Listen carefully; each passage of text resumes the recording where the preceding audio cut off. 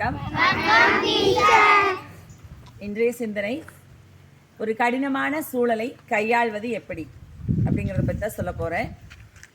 இப்போ நம்ம எல்லாருடைய வாழ்க்கையிலையும் ஒரு சில நேரத்துலையும் ஒரு சில கட்டத்துலையும் கடினமான சூழலை நம்ம சந்திக்க வேண்டி வரும். அப்படி வரும் பொழுது நம்ம அந்த நேரத்தில் அமைதியாக இருந்து உணர்ச்சிகளை கட்டுப்படுத்தி தெளிவாக சிந்திக்கணும். அதுக்கப்புறம் அந்த பிரச்சனை எதனால் வந்தது, என்ன காரணம், அதற்கு யார் காரணம்னு கண்டுபிடிச்சி நல்லா புரிஞ்சுக்கணும்.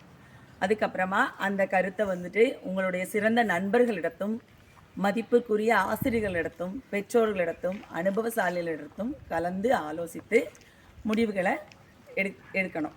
அப்படி முடிவெடுக்கும் பொழுது திடீர்னு மிகப்பெரிய முடிவாக எடுக்காமல் சின்ன சின்ன முடிவுகளையாக எடுத்து நம்ம முன்னேறி செல்லணும்.